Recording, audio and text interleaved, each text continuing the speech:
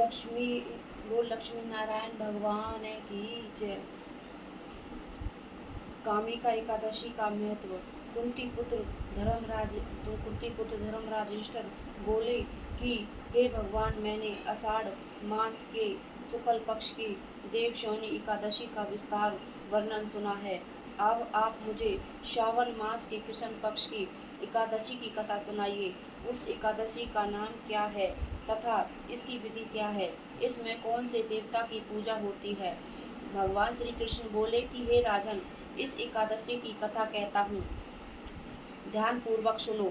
एक समय एक एकादशी की पावन कथा को भीष्म पितामह ने लोकहित के लिए नारद जी से कहा था। एक समय नारद जी ने पूछा कि पितामह, आज मेरी श्रावण की कृष्ण पक्ष की एकादशी की कथा सुनने की इच्छा है।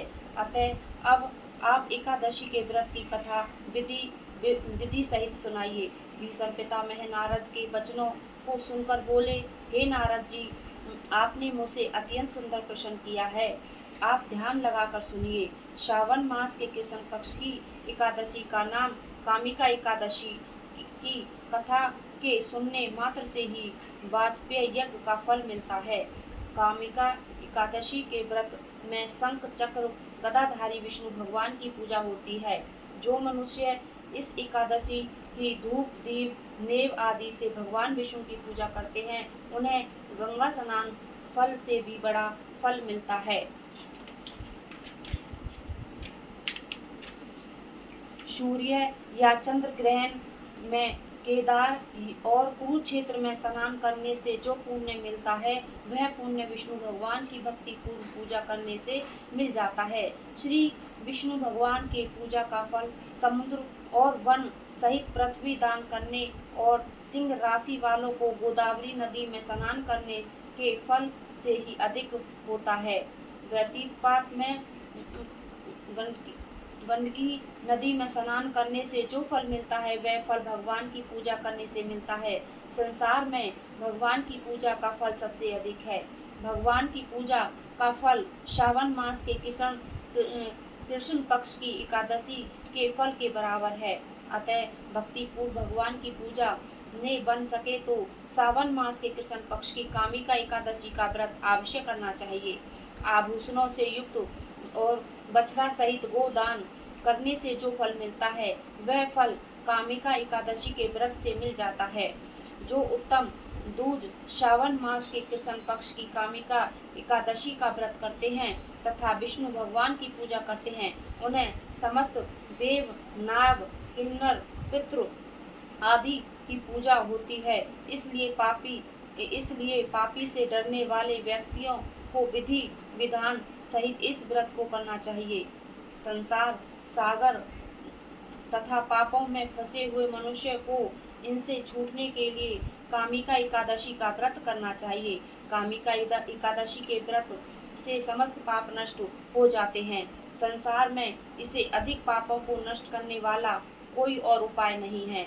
हे नारद जी, स्वयं भगवान ने अपने मुख से कहा है कि मनुष्य आध्यात्मिक विद्या से जो फल मिलता है, उससे अधिक फल कामिका एकादशी व्रत करने से मिल जाता है। इस व्रत के करने से मनुष्य अंतिम समय में अनेक दुखों से युक्त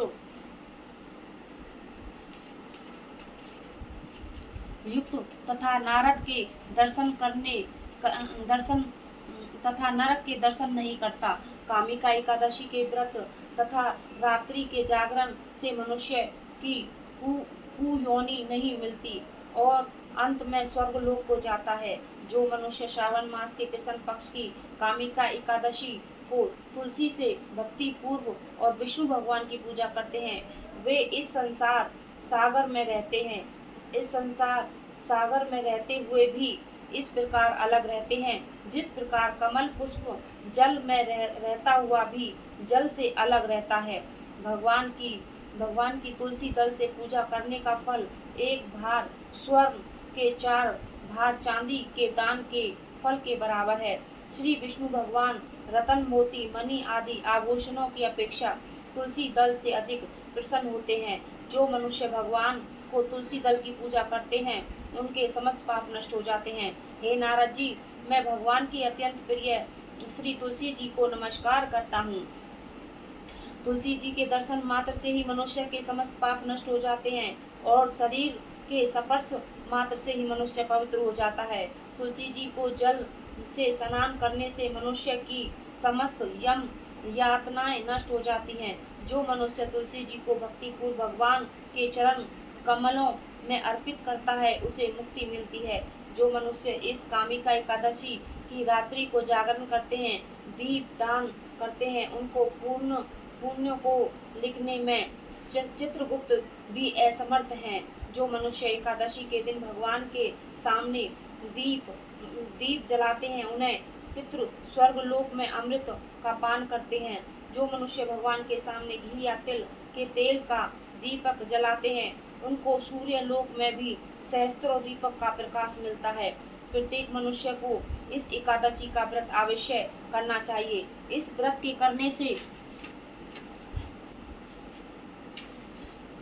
ब्रह्म हत्या, ब्राह्मण हत्या आदि के समस्त पाप नष्ट हो जाते हैं और इस लोक में सुख भोग कर अंत में विष्णु लोक को जाते हैं। इस कामिका एकादशी का महत्व के श्रवण के पठन से ही मनुष्य स्वर्ग को जाते हैं।